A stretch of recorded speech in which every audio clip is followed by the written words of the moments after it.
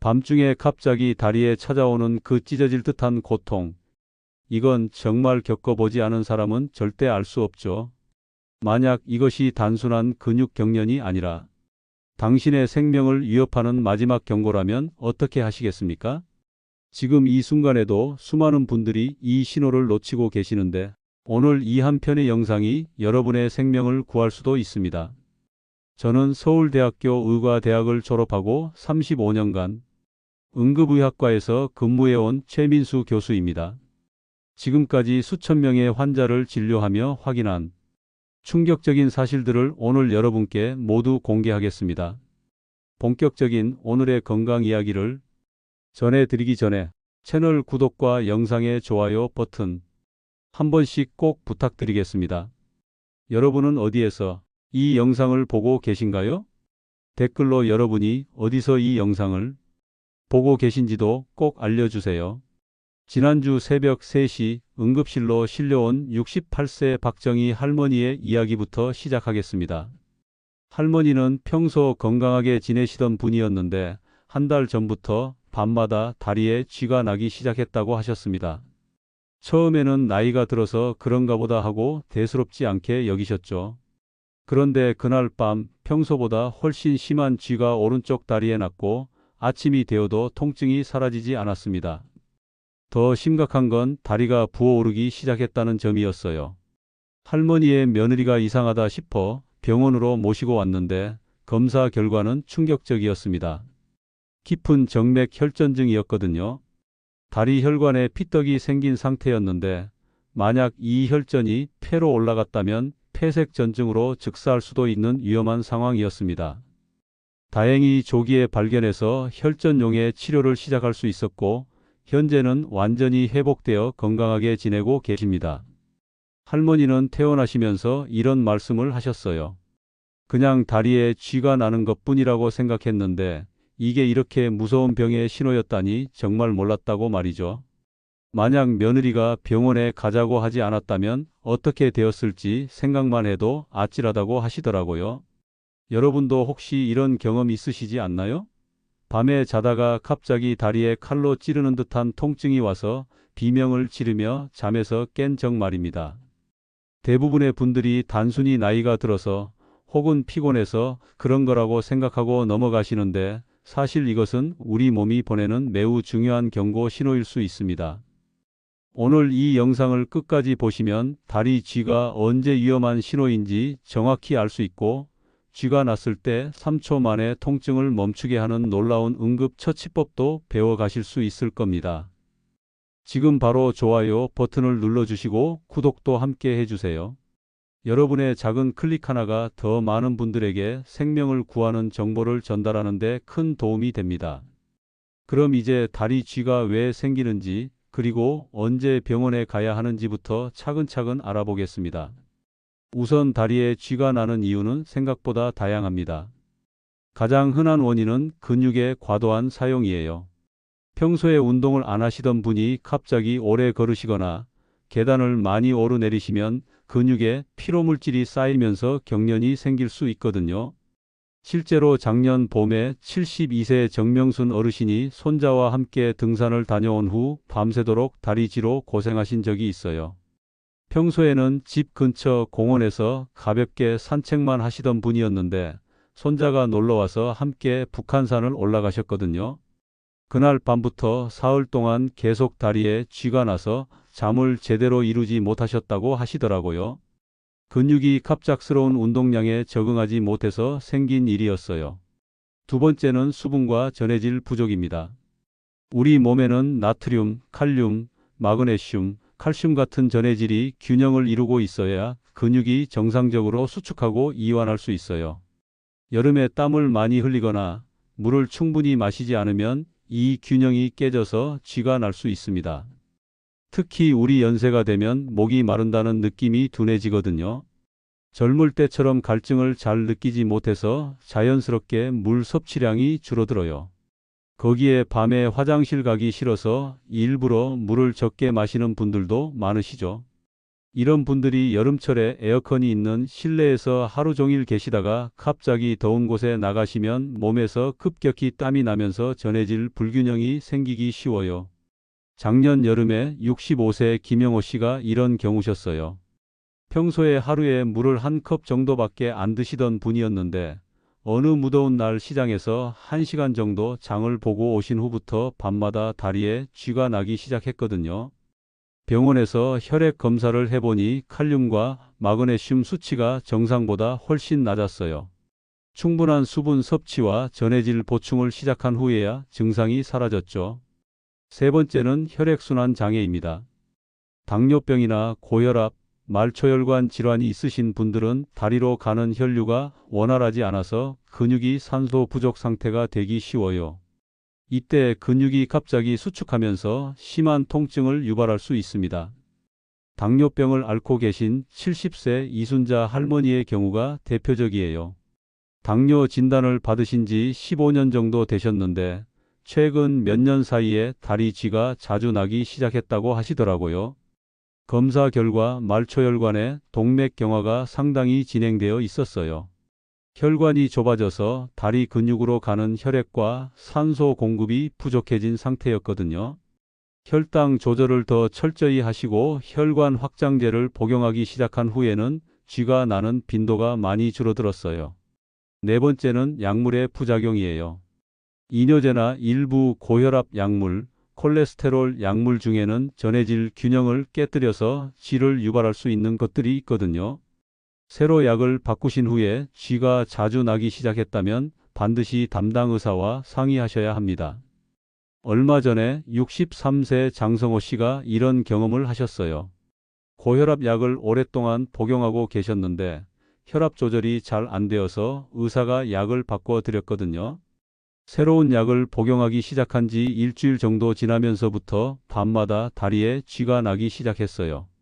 처음에는 우연의 일치라고 생각했는데 너무 자주 나서 병원에 오셨더니 새로 복용하기 시작한 이뇨제가 원인이었어요.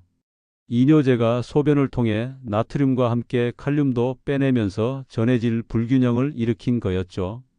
칼륨 보충제를 함께 복용하기 시작한 후에는 문제가 해결되었어요. 다섯 번째는 잘못된 수면 자세입니다. 무릎을 구부리고 자거나 발끝이 아래로 처지게 자면 종아리 근육이 과도하게 수축된 상태로 유지되어서 새벽에 쥐가 나기 쉬워져요. 특히 무거운 이불이나 두꺼운 담요가 발을 아래로 눌러주는 경우가 많은데 이렇게 되면 발목이 아래쪽으로 꺾인 상태로 몇 시간씩 유지되거든요. 종아리 근육이 계속 늘어난 상태로 있다가 갑자기 수축하면서 심한 경련을 일으키는 거예요. 75세 김철수 어르신이 바로 이런 경우셨어요. 추위를 많이 타셔서 겨울에는 두꺼운 이불을 여러 장 덮고 주무시는 분이었는데 매일 새벽 5시쯤이면 어김없이 다리에 쥐가 나서 깨신다고 하시더라고요. 이불을 가볍게 바꾸시고 발밑에 작은 쿠션을 받쳐 드렸더니 쥐가 나는 일이 거의 없어졌어요. 마지막으로 노화에 따른 자연스러운 변화입니다. 나이가 들면서 근육량이 줄고 신경 전달 속도가 느려지면서 작은 자극에도 쉽게 쥐가 날 수 있어요. 근육량 감소는 보통 40세 이후부터 매년 1%씩 줄어든다고 하는데 특히 다리 근육은 더 빨리 감소해요. 근육이 줄어들면 그만큼 피로하기 쉬워지고 작은 자극에도 과도하게 반응할 수 있거든요. 여기에 신경 전달 속도도 함께 느려지면서 근육의 수축과 이완이 정교하지 못하게 되어요. 마치 오래된 자동차의 브레이크가 민감하게 반응하지 않는 것처럼 우리 몸의 근육도 세밀한 조절이 어려워지는 거죠. 그런데 문제는 이런 일반적인 원인 외에도 생명을 위협할 수 있는 심각한 질환의 초기 증상일 수도 있다는 점입니다. 지금부터 절대 놓쳐서는 안 되는 위험 신호들을 말씀드리겠습니다. 먼저 한쪽 다리에만 지속적으로 쥐가 나면서 붓기가 생기는 경우입니다. 이는 깊은 정맥 혈전증의 전형적인 증상이에요. 혈관 안에 피떡이 생겨서 혈액순환을 방해하는 상태인데 이 혈전이 떨어져 나가서 폐로 이동하면 폐색전증이 되어 갑작스럽게 사망할 수도 있습니다. 실제로 작년에 50대 회사원 이철민 씨가 이런 증상으로 응급실에 오신 적이 있어요. 일주일 전부터 왼쪽 다리에만 계속 쥐가 나고 부기가 생겼는데 직장 일이 바빠서 병원에 오지 못하고 있다가 어느 날 갑자기 숨이 차고 가슴이 아파서 응급실로 실려왔거든요. 검사 결과 다리의 혈전이 폐로 이동한 폐색 전증이었습니다. 다행히 응급수술로 생명을 구할 수 있었지만 조금만 늦었다면 정말 위험한 상황이었어요. 이철민 씨는 평소 건강한 편이었는데 최근 몇 달간 재택근무를 하면서 하루 종일 책상 앞에만 앉아 있었다고 하시더라고요. 거기에 스트레스로 흡연량도 늘었고 운동은 거의 하지 않았죠. 이런 생활 패턴이 혈전 형성의 위험 요소가 되었던 거예요. 지금은 완전히 회복되셨고 생활 습관을 완전히 바꾸셔서 규칙적인 운동과 금연을 실천하고 계십니다. 두 번째 위험 신호는 쥐가 풀린 후에도 통증과 뻣뻣함이 몇 시간 이상 지속되는 경우입니다. 보통은 쥐가 나도 10분에서 20분 정도면 근육이 정상으로 돌아오는데 하루 이틀이 지나도 계속 아프다면 근육염이나 신경 손상 혹은 혈관 문제일 가능성이 있어요. 67세 송미영 할머니가 이런 경험을 하셨어요. 어느 날 밤 오른쪽 종아리에 심한 쥐가 났는데 평소와 달리 이틀이 지나도 계속 아프고 걷기도 힘들다고 하시더라고요. 단순한 근육 경련이라고 생각하고 파스를 붙이고 마사지만 하고 계셨는데 점점 더 아파져서 병원에 오셨거든요. 검사 결과 근육 안쪽에 작은 출혈이 있었어요. 혈압약을 복용하고 계셨는데 갑작스러운 근육 수축으로 작은 혈관이 터진 거였죠. 적절한 치료로 회복되셨지만 만약 계속 방치했다면 근육 손상이 더 심해질 수 있었어요. 세 번째는 다리가 창백해지거나 차가워지면서 감각이 둔해지는 경우입니다. 이는 급성 동맥 폐색의 증상일 수 있어요. 다리로 가는 혈액 공급이 갑자기 차단된 상태인데 시간이 지체되면 조직이 괴사할 수 있어서 즉시 응급실로 가셔야 합니다. 실제로 당뇨병을 앓고 계시던 72세 박영수 씨가 이런 상황을 경험하셨어요. 평소 다리 쥐가 자주 나셨는데 어느 날 갑자기 왼쪽 다리에 심한 쥐가 나면서 다리가 차갑게 식기 시작했거든요. 색깔도 창백하게 변하고 감각도 둔해졌어요. 처음에는 쥐가 심하게 나서 그런가 보다 하고 계셨는데 몇 시간이 지나도 증상이 호전되지 않아서 응급실에 오셨어요. 검사 결과 당뇨 합병증으로 다리 동맥이 급격히 막힌 상태였습니다. 응급수술로 혈관을 다시 뚫어서 다행히 다리를 보존할 수 있었어요. 네 번째는 쥐와 함께 숨이 차거나 가슴이 답답한 증상이 나타나는 경우예요. 이는 혈전이 폐로 이동했을 가능성을 시사하는 매우 위험한 신호입니다. 이런 경우에는 119를 부르시는 것이 좋아요. 55세 정수현 씨가 바로 이런 경험을 하셨어요. 장거리 출장을 다녀온 후 며칠간 오른쪽 다리에 쥐가 자주 났는데 어느 날 아침 갑자기 다리에 쥐가 나면서 동시에 숨이 차고 가슴이 조이는 듯한 느낌이 들었다고 하시더라고요. 처음에는 쥐가 너무 아파서 그런가 보다 하셨는데 쥐가 풀린 후에도 숨이 계속 차서 응급실에 오셨거든요. 폐색전증 진단을 받고 중환자실에서 치료를 받으셨는데 빠른 대응 덕분에 완전히 회복되셨어요. 다섯 번째는 다리에 힘이 빠지거나 마비되는 느낌이 드는 경우입니다. 척추 신경이 눌렸거나 신경 손상이 있을 수 있어서 정밀 검사가 필요합니다.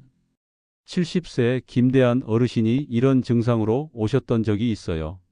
몇 달간 다리에 쥐가 자주 나시더니 어느 순간부터는 다리에 힘이 빠지고 감각도 이상해지셨다고 하시더라고요. 걸을 때도 휘청거리고 계단을 오르내리기가 힘들어졌어요. 검사 결과 척추관 협착증으로 신경이 눌린 상태였습니다. 수술로 신경 압박을 해소한 후에는 다리 쥐도 사라지고 걷기도 훨씬 편해지셨어요. 이런 위험 신호들 중 하나라도 있으시면 절대 단순한 쥐라고 생각하지 마시고 즉시 병원을 방문하셔야 해요. 특히 당뇨병이나 고혈압이 있으신 분들, 오래 앉아서 일하시는 분들, 흡연하시는 분들은 더욱 주의하셔야 합니다. 그럼 이제 다리에 쥐가 났을 때 즉시 할 수 있는 응급처치법을 알려드리겠습니다. 이 방법들은 제가 응급실에서 직접 환자들에게 적용해서 효과를 확인한 것들이에요. 첫 번째 방법은 윗입술 중앙 꼬집기입니다. 이상하게 들리실 수도 있지만 실제로 미국의 응급의학과 전문의들이 발견한 매우 효과적인 방법이에요. 쥐가 나면 집게손가락과 엄지손가락으로 윗입술 중앙 부분을 세게 꼬집어 주세요. 5초에서 10초 동안 꼬집기를 3번 이상 반복하면 놀랍게도 대부분의 경우 통증이 즉시 사라집니다. 이 방법이 효과가 있는 이유는 자율신경계 반사 때문이에요. 입술 부위를 자극하면 우리 몸의 신경계가 다리 근육으로 보내는 경련 신호를 차단하는 효과가 있거든요. 처음에는 효과가 없는 것 같더라도 포기하지 마시고 계속 반복해서 꼬집어 주세요. 중요한 것은 정말 세게 꼬집어야 한다는 점입니다. 작년에 70세 김영자 할머니가 이 방법으로 놀라운 경험을 하셨어요. 한밤중에 양쪽 다리에 동시에 쥐가 나서 바닥을 뒹굴며 고통스러워하고 계셨는데 우연히 텔레비전에서 본 이 방법을 시도해 보셨대요. 처음에는 말도 안 된다고 생각하셨지만 죽을 것 같은 고통에 윗입술을 세게 꼭 찝기 시작했더니 정말 신기하게도 몇 초 만에 쥐가 풀렸다고 하시더라고요. 지금은 전화기 옆에 쥐 날 때는 윗입술 꼬집기라고 메모까지 해두셨다고 합니다. 그런데 이 할머니가 재미있는 이야기를 더 해주셨어요. 처음에는 한 번만 꼬집어보고 효과가 없다고 포기하려 했는데 하도 아파서 계속 꼬집었더니 효과가 있었다는 거예요. 그 후로는 주변 분들에게도 이 방법을 알려드렸는데 모두들 놀라워하신다고 하시더라고요. 두 번째 방법은 발끝을 천천히 몸쪽으로 당기는 것입니다. 다리를 쭉 펴고 발끝을 몸쪽으로 천천히 당겨주세요. 이때 중요한 건 천천히 해야 한다는 점이에요. 너무 급하게 당기면 근육이 더 놀랄 수 있거든요. 혼자서 하기 힘들면 벽에 발바닥을 대고 천천히 몸을 앞으로 기울이는 것도 좋은 방법입니다. 이 방법을 할 때 중요한 팁이 하나 더 있어요. 발끝을 당길 때 동시에 무릎도 쭉 펴주시는 거예요. 무릎이 구부러진 상태에서는 종아리 근육이 완전히 늘어나지 않거든요. 다리 전체를 일직선으로 만든 상태에서 발끝을 당겨야 효과가 좋아요. 73세 박순남 할머니가 이 방법을 아주 잘 활용하고 계세요. 할머니는 관절염 때문에 몸을 구부리기가 어려우신데 침대 옆 벽을 이용해서 발끝 당기기를 하신다고 하시더라고요. 침대에 누운 상태에서 발을 벽에 대고 천천히 발목을 구부리는 방식으로 하시는데 이 방법도 아주 효과적이에요. 세 번째는 종아리 마사지입니다. 발끝 당기기로 급한 통증이 조금 가라앉았다면 종아리와 발바닥을 아래에서 위로 부드럽게 마사지해 주세요. 너무 세게 누를 필요는 없고 손으로 따뜻한 온기를 전달한다는 마음으로 부드럽게 눌러주시면 됩니다. 5분에서 10분 정도 하시면 근육이 이완되면서 통증이 많이 줄어들 거예요. 마사지를 할 때는 단순히 누르기만 하지 마시고 원을 그리듯이 돌려가면서 마사지해 주세요. 이렇게 하면 근육 깊숙한 곳까지 자극이 전달되어서 더 효과적이에요. 특히 아킬레스건 부분도 함께 마사지해 주시면 좋아요. 네 번째는 혈자리 지압법입니다. 종아리 뒤쪽 가장 볼록한 부분에서 손가락 두 마디 아래쪽에 승산혈이라는 혈자리가 있어요. 이곳을 엄지손가락으로 3초간 세게 누르고 1초 쉬기를 5번 반복해 주세요. 참을 수 있을 정도로 세게 눌러야 효과가 있습니다. 이 혈자리는 한의학에서 종아리 근육의 긴장을 풀어주는 대표적인 자리로 알려져 있어요. 실제로 지압을 해보시면 아프면서도 시원한 느낌이 드실 거예요. 처음에는 어디가 정확한 위치인지 찾기 어려우실 수도 있는데 종아리 뒤쪽에서 가장 두툼한 부분을 손가락으로 눌러보시면서 가장 아픈 지점을 찾으시면 됩니다. 68세 조성민 어르신이 이 방법을 아주 효과적으로 사용하고 계세요. 어르신은 당뇨병 때문에 다리 순환이 좋지 않아서 자주 쥐가 나셨는데 이 혈자리 지압법을 배우신 후로는 쥐가 나더라도 금방 해결하신다고 하시더라고요. 처음에는 정확한 위치를 찾기 어려워 하셨는데 며칠 연습하신 후에는 능숙하게 하시게 되었어요. 다섯 번째는 온찜질입니다. 마지막 단계로 따뜻한 수건이나 찜질팩을 쥐가 났던 부위에 10분에서 15분 정도 올려두세요. 너무 뜨겁지 않게 손등으로 확인해서 따뜻하다고 느껴지는 정도면 됩니다. 온찜질은 혈관을 확장시켜 혈액순환을 돕고 근육의 긴장을 완화시켜 줍니다. 온찜질을 할 때 주의할 점이 있어요. 당뇨병이 있으신 분들은 감각이 둔해져 있을 수 있어서 화상을 입기 쉽거든요. 반드시 손등이나 팔로 온도를 확인하신 후에 사용하세요. 그리고 찜질팩이 없으시면 깨끗한 수건을 따뜻한 물에 적셔서 사용하셔도 됩니다. 여섯 번째는 다리 X자 꼬기 방법입니다. 이 방법은 앉아서 할 수 있는 상태라면 매우 효과적이에요.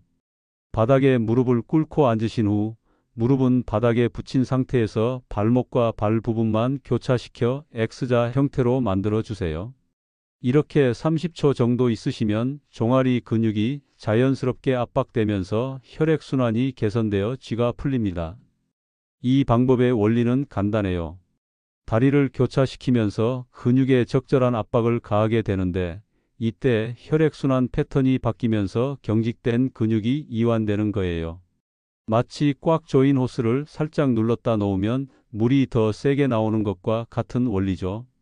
71세 김정순 할머니가 이 방법을 아주 좋아하세요. 할머니는 무릎 관절이 좋지 않아서 발끝 당기기가 어려우셨는데 이 방법은 무리하지 않고도 할 수 있어서 자주 사용하신다고 하시더라고요. 이 방법들 중에서 가장 기억하셔야 할 것은 위십술 꼬집기입니다.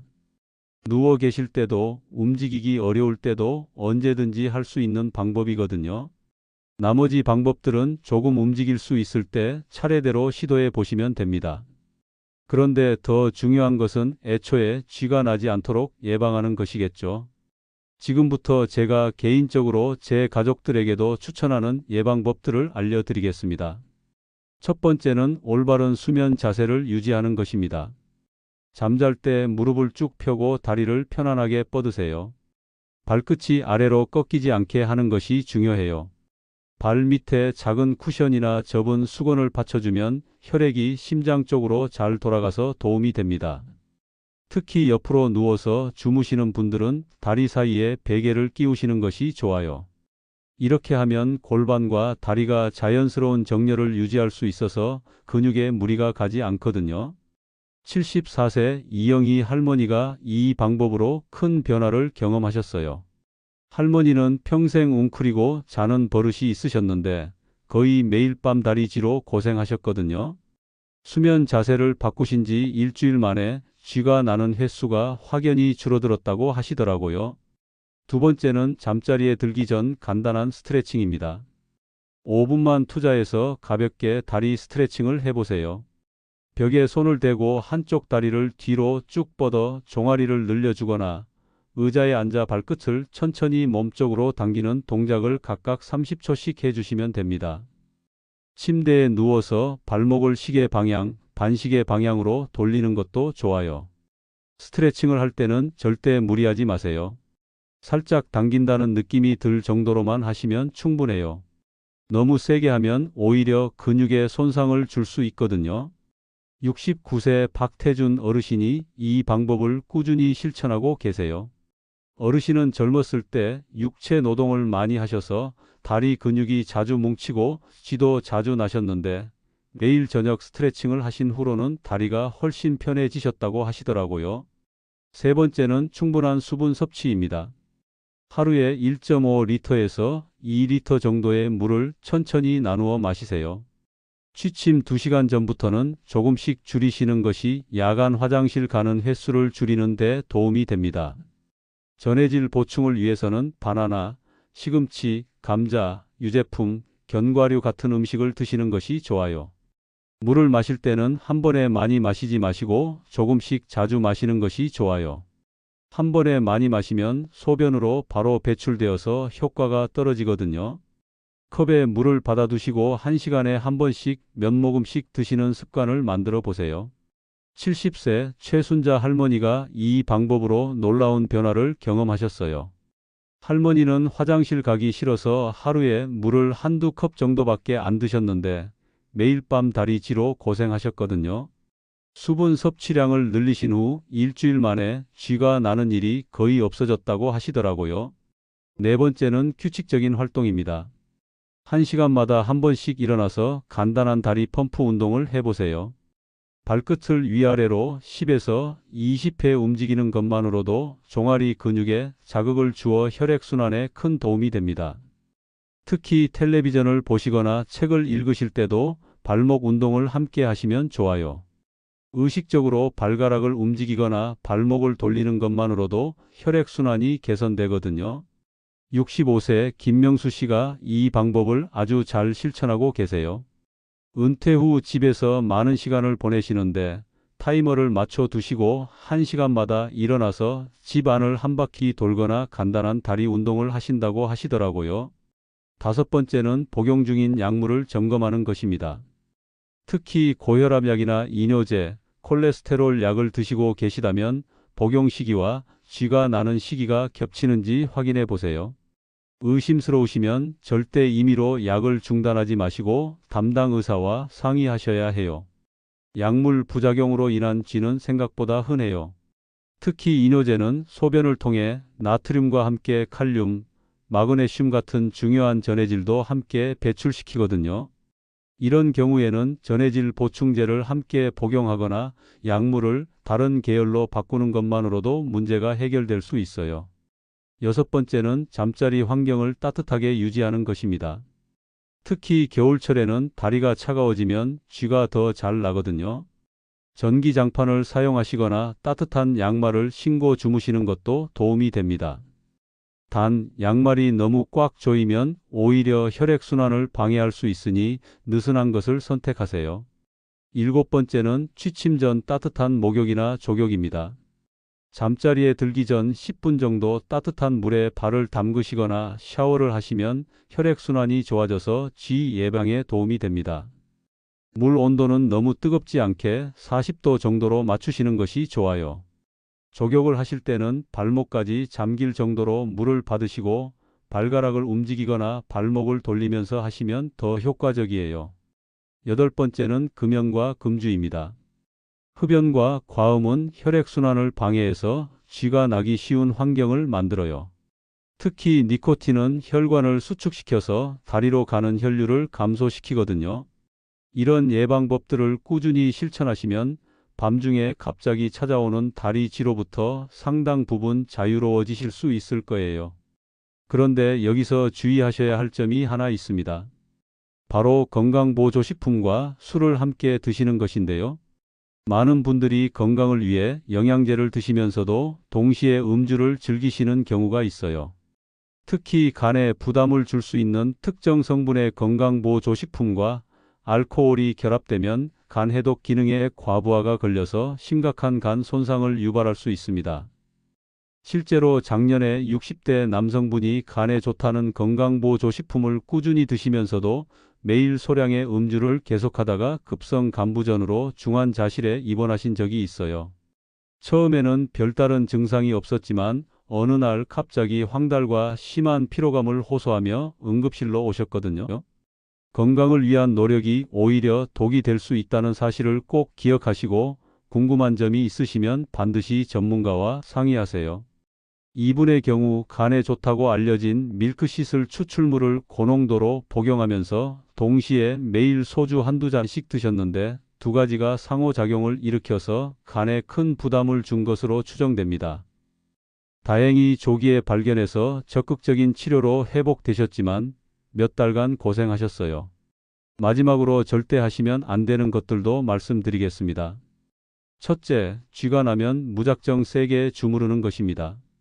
통증 부위를 힘껏 주무르면 오히려 근육 손상을 유발할 수 있어요.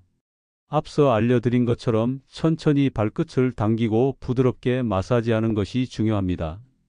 실제로 72세 송기철 어르신이 이런 실수를 하신 적이 있어요. 밤에 다리에 쥐가 나서 너무 아파서 있는 힘껏 주물렀는데 다음날 근육이 더 아프고 멍까지 들었다고 하시더라고요. 무리한 마사지로 근육 섬유에 손상을 준 거였어요. 둘째, 약 먹고 있으니 괜찮겠지 하는 생각입니다. 이뇨제나 고혈압 약, 콜레스테롤 약을 드시고 계시다면 절대 임의로 끊거나 용량을 바꾸지 마세요. 반드시 주치의와 상담하셔야 해요. 어떤 분들은 다리에 쥐가 나니까 약 때문인 것 같다며 임의로 약을 중단하시는 경우가 있는데 이는 매우 위험해요. 고혈압약을 갑자기 끊으면 혈압이 급상승할 수 있고 이는 뇌졸중이나 심근경색 같은 치명적인 합병증을 일으킬 수 있거든요. 셋째, 나이 들면 당연한 거라는 오해입니다. 이것이 가장 위험한 생각이에요. 다리에 반복적으로 쥐가 나는 증상은 단순한 노화 현상이 아니라 생명을 위협할 수 있는 질병의 신호일 수 있거든요. 넷째, 진통제나 근육 이완제를 임의로 복용하는 것입니다. 일시적으로는 증상이 나아질 수 있지만 근본적인 원인을 해결하지 못하고 장기간 복용하면 부작용이 생길 수 있어요. 다섯째, 민간요법만 믿고 병원 치료를 거부하는 것입니다. 물론 전통적인 방법들 중에도 도움이 되는 것들이 있지만 심각한 질환의 신호일 수 있는 증상을 단순한 민간요법만으로 해결하려고 하는 것은 위험해요. 여러분, 우리 몸은 거짓말하지 않습니다. 작은 신호라도 무시하지 마시고 관심을 가져주세요. 오늘 알려드린 방법들을 지금 당장 실천해 보시고 특히 위험 신호가 있으시면 즉시 병원을 방문하시기 바랍니다. 몇 개월 후 박정희 할머니가 외래로 오셨을 때의 일을 말씀드리며 마무리하겠습니다. 할머니는 혈전 치료를 성공적으로 마치시고 완전히 회복되셨어요. 그리고 평소 생활 습관을 바꾸셔서 규칙적인 운동과 충분한 수분 섭취, 올바른 수면 자세를 유지하고 계시다고 하시더라고요. 무엇보다 다리에 조금이라도 이상이 있으면 바로 병원에 오신다고 하셨어요. 할머니는 이런 말씀을 하셨습니다. 그때 며느리가 병원에 가자고 하지 않았다면 정말 큰일 날 뻔했다고, 이제는 몸이 보내는 신호를 절대 무시하지 않는다고 말이에요. 그리고 주변 분들에게도 이 이야기를 꼭 전해드린다고 하시더라고요. 할머니의 며느리인 김숙영 씨도 이런 이야기를 해주셨어요. 처음에는 어머니가 괜찮다고 하시니까 그냥 넘어가려고 했는데 뭔가 평소와 다르다는 느낌이 들어서 억지로라도 병원에 모시고 왔다고 하시더라고요. 만약 그때 그냥 넘어갔다면 정말 후회했을 거라고 하시면서 이제는 가족들의 작은 증상도 놓치지 않고 주의 깊게 살펴본다고 하셨어요. 여러분도 오늘부터 작은 변화부터 시작해 보세요. 잠자리에 들기 전 5분 스트레칭, 물 한 잔 더 마시기, 올바른 수면 자세 유지하기. 이런 작은 실천들이 여러분의 밤을, 나아가 여러분의 삶을 바꿀 수 있습니다. 건강은 저절로 얻어지는 것이 아니라 끊임없는 관심과 작은 실천에서 시작됩니다. 오늘 이 영상이 도움이 되셨다면 좋아요와 구독 버튼을 눌러주시고 주변의 소중한 분들에게도 꼭 공유해 주세요. 여러분의 작은 관심이 누군가의 생명을 구할 수 있습니다. 댓글로 여러분의 경험도 나누어 주세요. 오늘 알려드린 방법 중 어떤 것이 가장 기억에 남으시는지 또는 여러분만의 다리쥐 극복 노하우가 있으시다면 꼭 알려주시기 바랍니다. 여러분의 경험이 다른 분들에게는 소중한 정보가 될 수 있거든요. 건강한 100세 시대 우리가 만들어갈 수 있습니다. 작은 실천이 큰 변화를 만듭니다. 오늘도 건강하고 행복한 하루 보내세요. 오늘 내용이 도움이 되셨다면 꼭 좋아요와 구독을 눌러주세요. 반드시 여러분의 소중한 가족과 친구들에게도 이 내용을 카톡방과 밴드, 핸드폰에 공유해 주세요. 균형 잡힌 건강 정보로 모두가 건강한 노후를 함께 만들어 갑시다. 다음에는 또 다른 유익한 건강 정보를 가지고 찾아뵙겠습니다. 여러분은 어디에서 이 영상을 보고 계신가요?